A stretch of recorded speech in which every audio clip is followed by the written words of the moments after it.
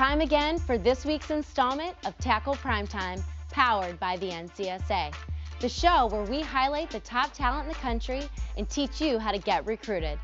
This week, we are analyzing the best wideouts and diving into the sticky subject of multi-sport athletes. Here, our coach and coach. The wide receivers, the shakers and bakers, the home run hitters, the game breakers, the money makers, well, you get the idea, Coach. I sure do. You are the master of the superlative. With the popularity of the spread offense, teams need more wide receivers than they ever have before.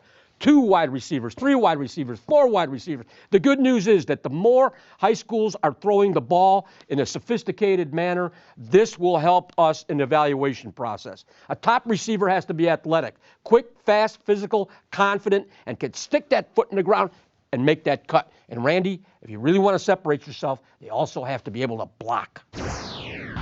Our number 1 receiver is Darius White, 6'3", 195 pounds, out of Dunbar Senior High School in Texas. He makes everything look easy. Size, speed, athleticism, hands.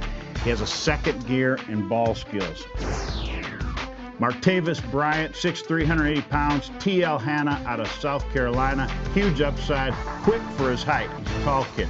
Fast, can stick his foot in the ground, change direction, get separation. He's got great ball skills, adjusts the ball very well, and makes the tough catch. Will add strength and bulk at the next level, making him even more dangerous. Kyle Prater, 6'5", 200 pounds, from Proviso West High School in Hillside, Illinois. Basically a near suburb of Chicago.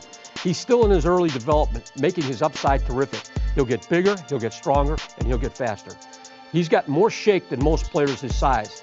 And you know, Randy, for a tall guy, he's not much of a long strider. Can pump those feet. Next, we got Markeith Ambles, 6'2", 185 pounds, Henry County High School in Georgia, a talented and polished receiver. He's athletic, he runs good routes, catches the ball well, good speed, body control, and ball skills. All the things you want in a good receiver. Okay, Bobby C., let's shift gears from discussing wideouts to discussing a very difficult topic for high school student athletes. When or if a student athlete should play more than one sport. In my experience, I loved recruiting multi-sport athletes. I looked at it as a positive. In fact, I loved watching players of all size and positions compete in track, basketball, and other sports. We had a young guy at UCLA, Danny Farmer, coach. He played volleyball and football, weird combination. The volleyball showed his athleticism and his explosion, which translates well to football. He ended up being drafted in the NFL, Coach.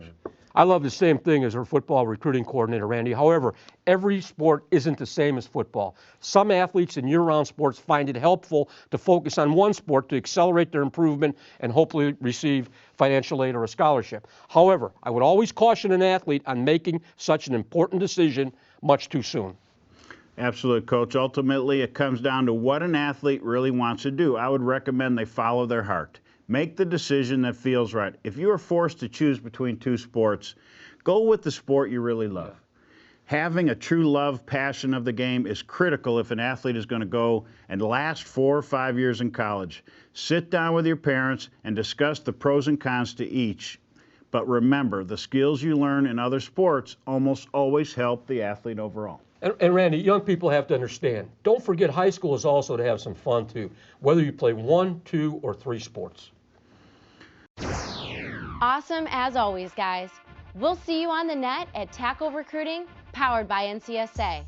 Then join us next week when we wrap up our 2010 rankings on Tackle Primetime.